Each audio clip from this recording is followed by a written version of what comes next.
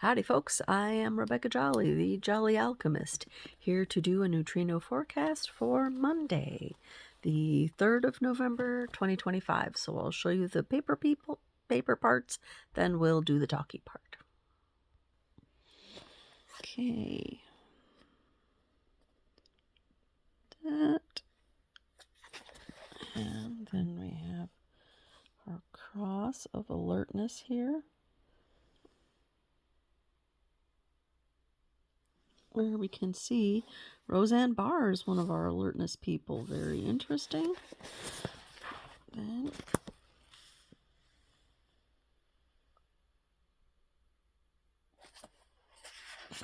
line 4.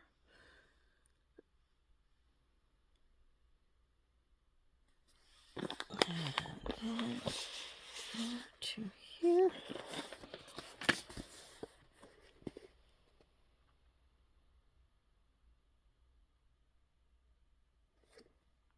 All right, so that's the paper part. And now let's get focused here and talk about what's going on there. So we are looking at line 4 today, which encompasses a shift to the juxtaposition cross. So first, of course, it's going through 4 line 6, and then 4 line 1, which is the juxtaposition, and then we will have 5 line 1 starting the left angle cross. And when we do that, then we will be in, I believe, what is it here? It even says Incarnation.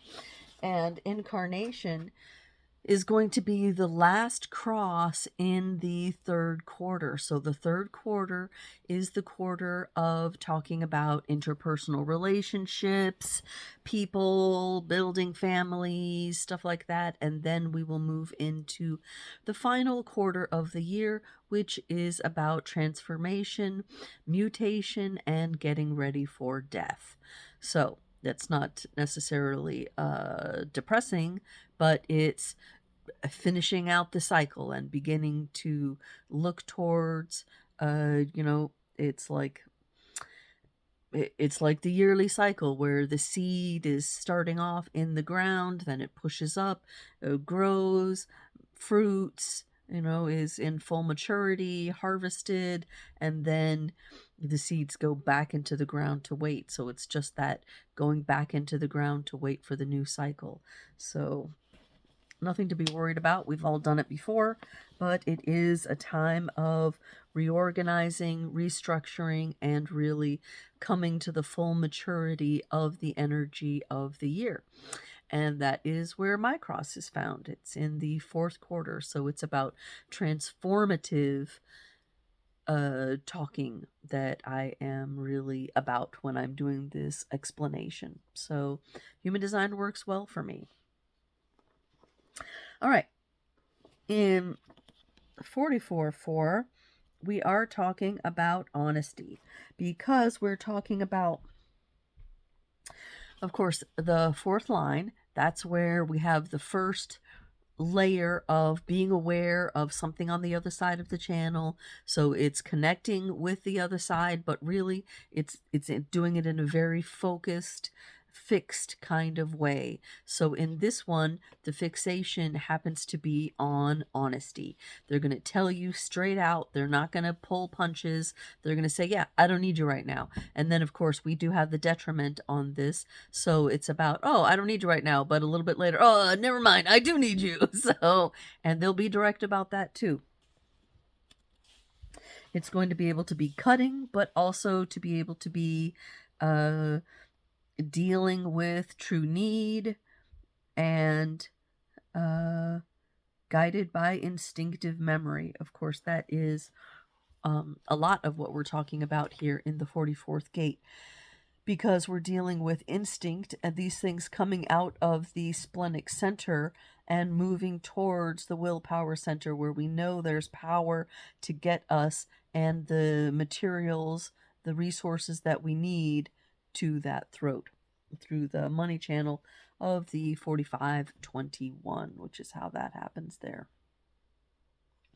All right, so we also have the 24, line 5, And that is, according to Ra, called the Hermit, because these people are, of course, we're in the 24th gate, so that's coming out of the mind and going towards the 61. They are wanting to chew on things over and over again.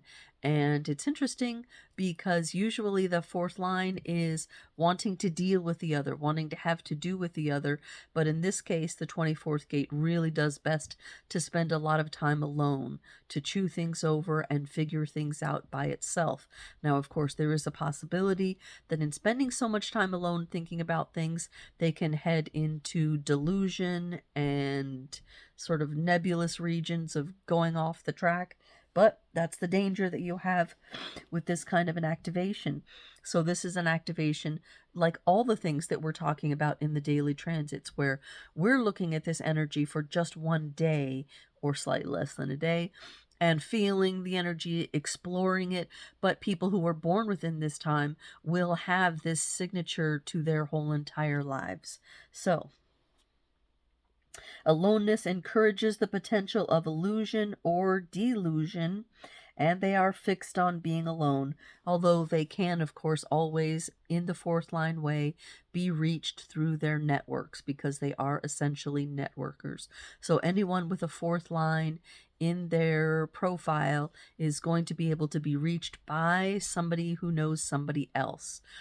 Perfect example, I was hanging out with my daughter last night, and she told me she had found a man that she's interested in. Congratulations! But how did she meet him? Through a network. I was just like, there it is happening. Those fourth line beings, they're called opportunists, but that's not an opportunist in a judgmental sort of way. Again, we must remove all judgment when we're talking about definitions in design and just see that they're looking for their opportunity. And when their opportunity comes, they're going to grab onto it because they have something about that that recognizes the other side and what they're needing to get out of that. So that's what's happening there. And in the juxtaposition cross, we have the underlying energy switching from the energy of the, what is it, the 33 and the 19, so aloneness and needs of the community, switching to two role gates, the 13 and the 7. So the 13 is the gate of listening to others, empathy, and looking at the past, and then the 7 is looking at the future and what types of leaders we're going to need. That's the I always forget the name of it. Come on now. It's the state, not Secretary of State. Well, anyway, the 31 is your general, your leader, your alpha, and then the 7 underneath it is the, God, there's another term for it though. I don't think it's Secretary of State. Anyway, it's the leader right below the top leader. So that's really looking at the nature of leadership there. And so we will be going there, starting with, of course, line 1 for that juxtaposition cross that we'll be moving through for just a few hours. Now, we will have some connections made in the transit itself today. Of course, we have this ongoing 2034 person of action. That's the 34 out of the sacral, connecting up directly to the throat. And then the 1762, which will be activated by the moon. And then we will also get a moon activation after that, because the moon will go through 17, then 21. And when it hits 51, then the 51 is going to connect right here from the G center, which has the 25th gate, which is being activated now in Neptune.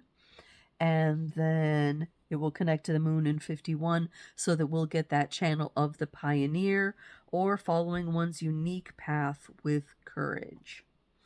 The song that I chose for today is God Needs the Devil by Jonah Kagan. I'm always interested in references to the devil and this sort of thing, it's not because of any sort of like satanic worship or anything weird like that. It's just because I recognize this exact dynamic. God needs the devil. You have both of them there, and they're needed for the contrast. So you can't just have always the God side, always the good side.